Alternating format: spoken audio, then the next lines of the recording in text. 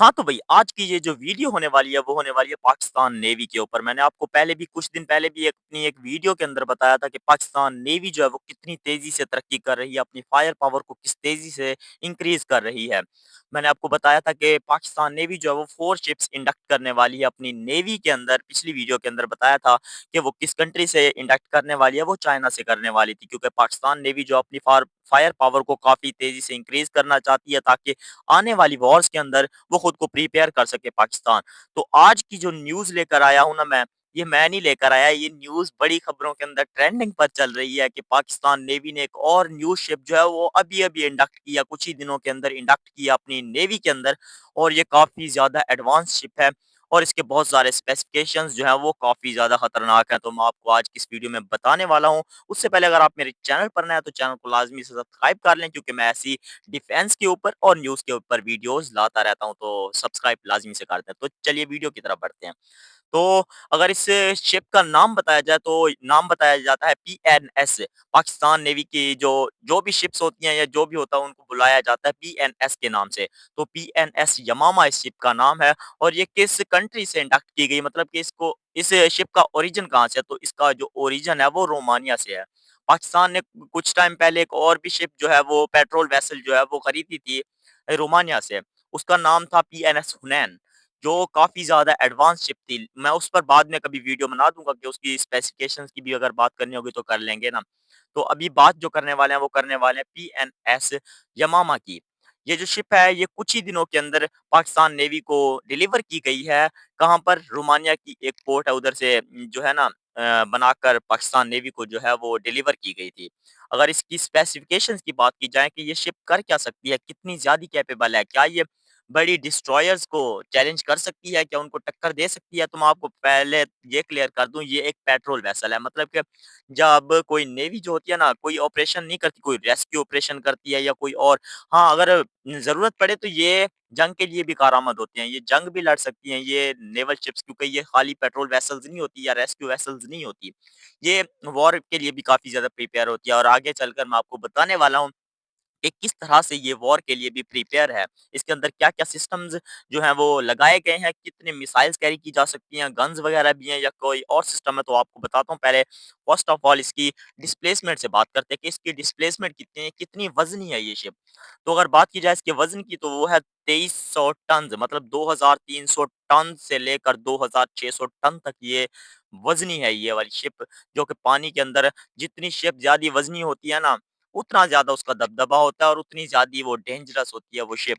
तो 2300 से लेकर 2600 टन्स तक इसका वज़न बताया जाता है। अगर इसकी लेंथ की बात की जाए कितनी लंबी होती है, हाँ, ये का लंबाई जो है ना वो जो उसकी लेंथ होती है शिप्स की वो काफ़ी ज़्यादा मैटर करती है क्योंकि शिप्स जितनी बड़ी होती हैं उतनी ज़्यादा डेंजरस होती हैं और उतनी ज़्यादा घातक होती हैं। लेकिन आपको मैं एक मिसाल देना चाहूँगा।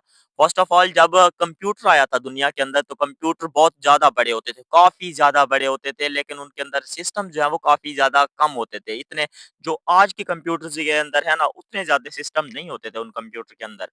लेकिन अगर बात की जाए अब के कंप्यूटर की, काफ़ी ज़्यादा छोटे कंप्यूटर्स आ चुके हैं लेकिन उनके अंदर जो सिस्टम्स हैं ना, वो उनसे 100 गुना ज़्यादा सिस्टम्स लगाए गए हैं जो बड़े कंप्यूटर्स के अंदर पहले दिए जाते। तो मैं आपको इसी की मिसाल से समझाता हूँ इस शिप के बारे में। तो ये शिप इतनी ज़्यादा लंबी नहीं है लेकिन इसकी जो स्पेसिफ़िकेशंस है कि इसके अंदर क्या-क्या चीज़ें लगाई गई हैं और कितनी ज़्यादा डेंजरस और डेडली ये शिप है, तो मैं आपको बताता हूँ कि 91 मीटर इसकी लेंथ है। अब जो जिन कंट्रीज़ के पास मैं आपको बताना चाहूँगा कि जो बड़ी-बड़ी शिप्स हैं ना अ, व कुछ बड़ी शिप्स ऐसी भी होती हैं जो काफ़ी ज़्यादा डेडली होती हैं और छोटी शिप्स से काफ़ी ज़्यादा घातक होती हैं। लेकिन कुछ शिप्स ऐसी भी अब आ चुकी हैं जो छोटी तो होती हैं, लेकिन वो काफ़ी ज़्यादा डेडली होती हैं। अब उसी की तर्ज पर ये शिप बनाई गई है पीएनएस यमामा। अब इसका मकसद क्या है? ये छोटी होती है शिप, तो जो सामने वाली बड़ी शिप होती है ना, जैसे मैं आपको मिसाल देना चाहूँगा डिस्ट्रॉयर की। सामने एक डिस्ट्रॉयर खड़ी है और यहाँ पर ये वाली छोटी शिप खड़ी है। पेट्रोल वेसल जिसका मैं आपको बता रहा था पीएनएस यमामा, ये खड़ी है। वो जब इसको टारगेट करेगी तो ये छोटी है, ये साइड पर हो जाएगी, किधर इधर-उधर हो जाएगी। लेकिन जब ये टारगेट करेगी अपने मिसाइल से, तो वो इधर-उधर नहीं हो सकती क्योंकि वो शिप्स काफ़ी ज़्यादा बड़ी होती है, तो ये अपने टारगेट्स को आसानी से हिट कर सकती हैं। लेकिन वो जो बड़ी डिस्ट्रॉयर है, वो इसको हिट नहीं कर पाएगी आसानी से। तो इसका यही बड़ा फ़ायदा होता है। इसकी लेंथ जो है वो 91 मीटर बताई जाती है। उसके बाद अगर बात की जाए इसकी कि ये कितनी टॉप स्पीड पकड़ सकती है। तो तकरीबन कोई 60 से 70 किलोमीटर पर आवर की स्पीड पकड़ सकती है, जितना बताया जाता है। अब मुझे इसका कन्फर्म नहीं है, लेकिन कितनी स्पीड पकड़ सकती है और ख़ास स्पीड इतनी मैटर नहीं करती। जब जंग हो रही हो तो स्पीड इतनी ज़्यादा मैटर नहीं करती। बस मैटर करता है कि ये शिप कितनी ज़्यादा डेडली है। तो आगे चलकर बात करते हैं इसकी कि इसके अंदर कितने लोग बैठ सकते हैं। तो इसके अंदर 60 से ज़्यादा लोग जो हैं वो क्रू जो होता है, जो अंदर काम करते हैं, लोग जो होते हैं इस शिप को कंट्रोल करते हैं, तो 60 से ज़्यादा जो लोग हैं वो इसके अंदर कैरी किए जा सकते हैं, जो इसको आसानी से सँभाल सकते हैं इसको। अगर इसकी एंड्योरेंस की बात की जाए तो ये कितने दिन तक सर्वाइव कर सकती है बगैर किसी वो बोलते हैं ना रिसप्लाई के। अगर इसके अंदर कोई खाना-वाना सेंड ना किया जाए तो कितने दिन तक ये इसके अंदर लोग जो है वो सर्वाइव कर सकते हैं। तो 40 दिन तक लोग जो हैं वो विदाउट सप्लाई, रिसप्लाई जो होती है उसके बगैर सर्वाइव आसानी से कर सकते हैं, क्योंकि इसकी ये जो शिप है ना इतनी बड़ी तो है कि इसके अंदर सामान वगैरह जो है वो काफ़ी ज़्यादा भरा जा सकता है। तो लोगों को जो है वो इसके अंदर जो क्रू बैठा होता है उसको कोई टेंशन नहीं होगी रिसप्लाई की। तो इसकी अगर बात की जाए ये कितने मिसाइल्स को कैरी कर सकती है, कितने तरह के, तो ये 4 किस्म की मिसाइल्स को कैरी कर सकती है। इसकी जो सबसे बेहतरीन बात मुझे लगी है, ये पानी से लेकर हवा तक, अगर कोई एरोप्लेन आ रहा है हवा के अंदर इस पर अटैक करने के लिए, जैसे होते हैं ना एयरक्राफ्ट कैरियर्स पर आते हैं एयरक्राफ्ट, अगर इस नेवल शिप पर अगर वो टारगेट करते हैं, इसको मारने की कोशिश करते हैं, तो ये अपनी इधर से मारेगी मिसाइल सीधा और उसको जाकर हिट करेगा और वो तबाह हो जाएगा वहीं पर। इसकी ये सबसे अच्छी बात है कि ये समंदर के अंदर भी मार कर सकती है। अगर समंदर से भी इसको अगर कोई सबमरीन जो है वो इसको टारगेट कर रही है, तो ये उस सबमरीन को भी मार सकती है। अगर सीधा ये मिसाइल छोड़ेगी, सीधा वो समंदर के अंदर जाएगा और सबमरीन को भी खत्म कर सकता है। तो मोटी-मोटी बात यही है कि ये ज़ समंदर से लेकर हवा तक और हवा से लेकर मतलब समंदर तक समझ रहे हैं ना, इस वेसल से जो है वो समंदर के अंदर भी मार किया जा सकता है। काफ़ी बेहतरीन ये है। और उसके साथ-साथ अगर बात की जाए, हमारा एक पड़ोसी मुल्क है जो काफ़ी ज़्यादा हमसे दुश्मनी बना कर रखता है, तो उसका एक चीफ है जो इस टाइम उनके चीफ है उनकी नेवी के, तो वो एक इंटरव्यू दे रहे थे और उसके अंदर बताते हैं कि हम हैरान, हम शॉक है इस चीज़ पर कि पाकिस्तान की जीडीपी जो है वो अभी इतनी ज़्यादा कैपेबल नहीं है। लोग मतलब कि भूखे मर रहे हैं। अब हमने तो नहीं देखा कि पाकिस्तान के अंदर, हम पाकिस्तानी हैं तो हमने तो नहीं देखा कि लोग भूखे मर रहे हों या इधर-उधर फिर रहे हों कि हमें खाने को नहीं मिल रहा, भीख माँग रहे हो, ये कर रहे हो, हमने तो नहीं देखा। लेकिन उनकी मर्ज़ी है। अगर बात की जाए उनकी, तो उनके कंट्री के अंदर जितने पाकिस्तान की इतनी पॉपुलेशन नहीं है जहाँ वो गुर्बत की रेखा से नीचे हैं। जैसा आप बोलते हैं ना, वो होती नहीं है पुअर लाइन, उससे नीचे है। इतनी पाकिस्तान की पूरी पॉपुलेशन नहीं है। काफ़ी लोग उनके जो हैं डेली बेसिस पर वो भूख की वजह से मारे जाते हैं।